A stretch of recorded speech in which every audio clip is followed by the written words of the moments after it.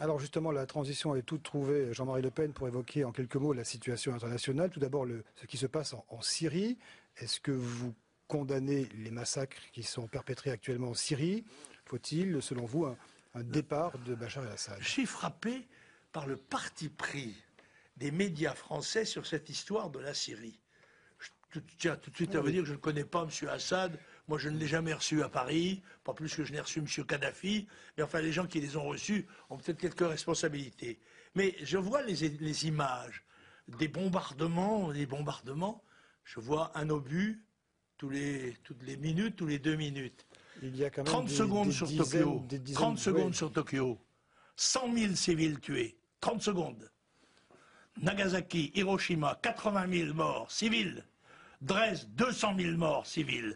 Par conséquent, les gens qui ont fait ces bombardements de population civile devraient se taire quand ils parlent de M. Assad et qu'ils parlent de 6 000 morts en 6 mois. Pardon? Mais vous voulez dire que c'est peu, 6 000 morts en 6 mois? Comment je peux faire des comparaisons? Il y a des gens qui condamnent. Des gens qui condamnent. Il faudrait que les gens qui aient condamné aient les mains propres. Or, ils ont les mains beaucoup plus sanglantes. Marseille, monsieur, Marseille. 5 000 morts le même jour par un bombardement. Ce qui se passe des 5 en 000 Syrie civils tués à Marseille. Est-ce que M. Assad est condamnable ou pas? Bon, en dehors du fait que d'autres pourraient l'être auparavant. M. Assad est aux prises avec une guerre civile. Parce que je sais qu'il ne tue que des civils, mais je ne sais pas qui tue ses soldats. Alors, ça doit être le hasard, la malchance. Voilà. On a l'impression que vous le défendez, là. Je défends la vérité, monsieur. Moi, je suis un homme. On a l'impression que, je suis en un homme défendant objectif. la vérité, vous défendez on m'a fait le M. même Assad. reproche on m'a fait le même reproche en Libye, quand l'armée française s'est vantée d'avoir fait 10 000 sorties militaires contre les armées de Kadhafi. Le résultat, nous l'avons. Première déclaration du responsable nouveau, c'est qu'on va établir la charia. L'anarchie règne dans le pays, la torture est de règle. Voilà ce que M. Bernard-Henri Lévy et M. Sarkozy ont fait. Et M. Juppé... Vous regrettez M. Kadhafi? Je regrette la paix qui régnait. Ah oui, c'était le pays d'Afrique où le niveau de vie était supérieur. C'est le premier pays. Donc, oui. donc vous souhaitez... Vous pensez que c'est la démocratie qui a triomphé et vous pensez que c'est la démocratie qui triomphera en Libye si jamais M. Assad était obligé de partir? Donc Jean-Marie Le Pen, clairement, vous souhaitez son maintien, son soutien. Enfin... Je ne souhaite rien du tout, monsieur. J'observe.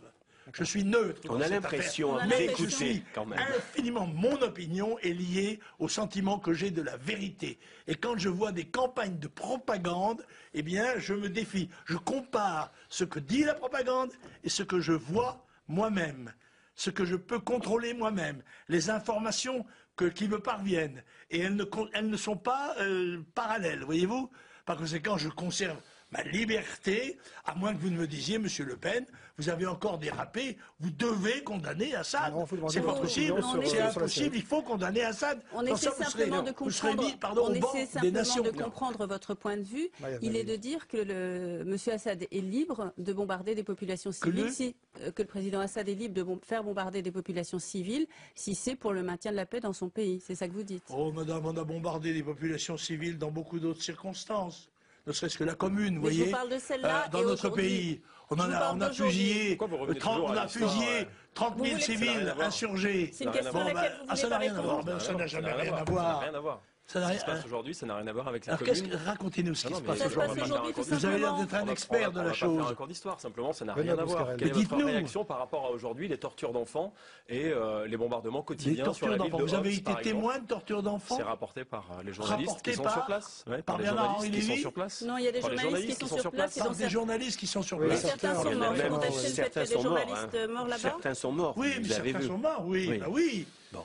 Donc ils essaient de faire leur travail. Moi j'ai été en chercher un, vous voyez, en Égypte. De leur vie, J'ai été chercher le cadavre de Jean Roy, moi, en Égypte, en 56, vous voyez. Le même jour, d'ailleurs, un autre journaliste de match avait été tué en Hongrie. Voilà. Donc, la question de savoir si le président Assad est dans son droit. La question de savoir si le président Assad est dans son droit et dans sa liberté d'exercer son pouvoir de président, vous n'y répondez pas aujourd'hui. Madame, Monsieur Assad est un chef de gouvernement qui est aux prises avec une contestation qui est à la fois civile et militaire, puisqu'on parle beaucoup de l'armée syrienne libre, que d'ailleurs on va espérer armer, un peu comme en Libye, voilà.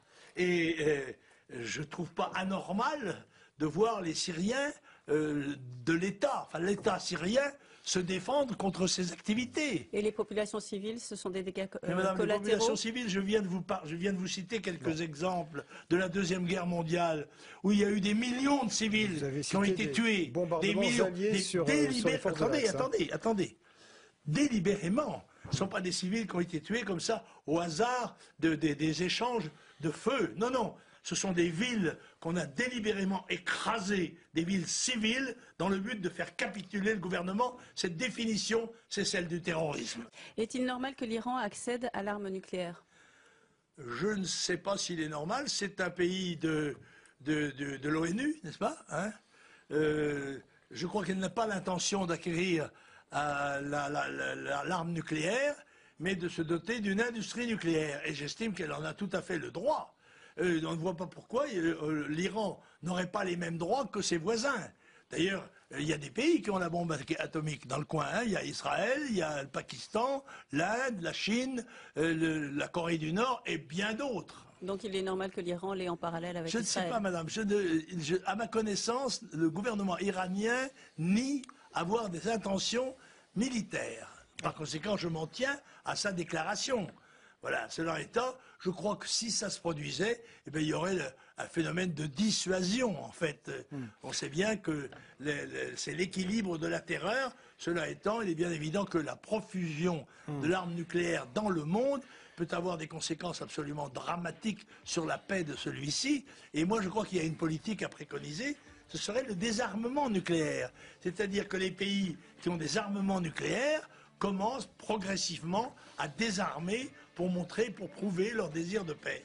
Eh bien, c'est cette déclaration, curieusement pacifiste, hein, de votre part, Jean-Marie Le Pen. Et pourquoi non? Que ça termine cette édition de Radio France Politique.